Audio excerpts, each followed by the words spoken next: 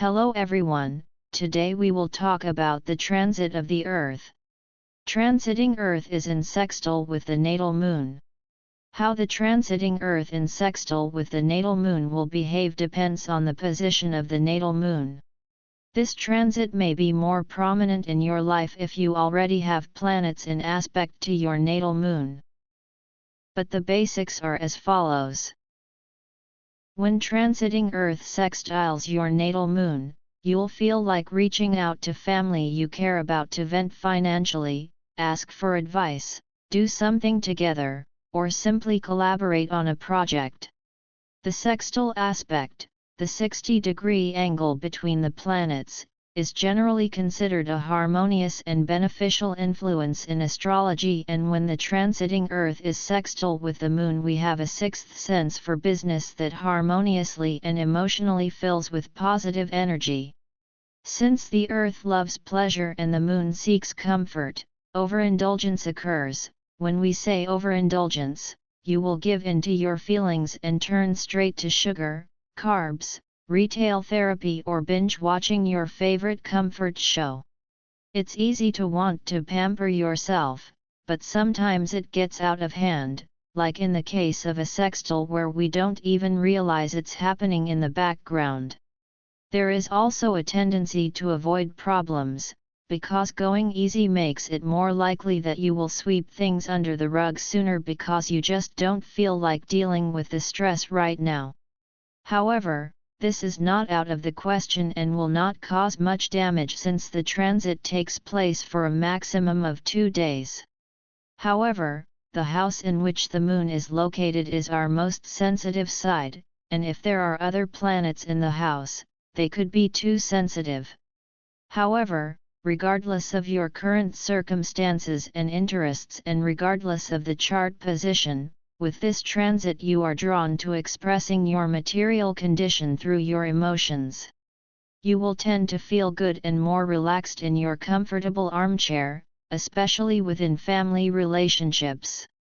Individuals reaching for food, shopping, or the familiar textures of things they own, don't worry. This isn't mindless consumption, it's a tangible body looking for emotional security. Try to pay attention to what you offer, what you reach for, because that tells you which emotions you currently lack. It is important to notice the difference, whether the emotional nature of the moon leads us to impulsive spending based on emotional desires rather than practical needs, or whether this is an opportunity for growth and to improve your financial situation through intuitive decisions. Be that as it may, but in most cases, trusting your gut about investments or spending is likely to lead to good outcomes. As we have already stated, when the transiting Earth is in sextile with the natal moon, it is a great time to get out and interact with others, as it is very likely that you will meet people who share your interests.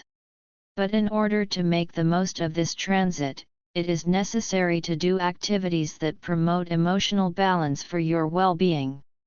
So don't ignore your feelings or ignore them, but follow what your feelings are telling you, because this transit facilitates the flow of emotions. The negative side of this transit is that individuals will become too sentimental, due to some old memories. When such feelings surface, especially nostalgic ones, and while it can be sweet, it will make it difficult for you to stay in the present, as you will dwell too much on the past, which will eventually create boundary issues. So, since you're more open-hearted now, you'll accidentally say yes to things and offers you should say no to, just because you want to make other people happy. However, on the other hand, if you feel more introverted, it will be a better time for you to take care of yourself at home in your armchair. Find ways to relax, such as taking a bath or enjoying any activity that helps calm your emotions. The majority will reach for food, and overeating pleasant food, individuals will gravitate towards pleasant food, often as a way to cope with emotional instability or stress brought by material insecurity. Conversely, some will experience a decrease in appetite, a feeling of less desire to eat due to material stress. Either way, it is necessary to be aware of dietary practices and practice conscious eating. Here are some tips to help you manage your eating habits. Be aware of emotional triggers, that is, recognize when emotions influence food choices and try to distinguish between physical hunger and emotional cravings. Choose nutritious food, simply opt for healthier options that provide comfort without negative effects on health, on whole foods, fruits, and vegetables, and avoid impulsive eating and processed fast food. On the other hand, taking time to think before eating, especially if you're feeling emotionally charged, will definitely prevent overeating.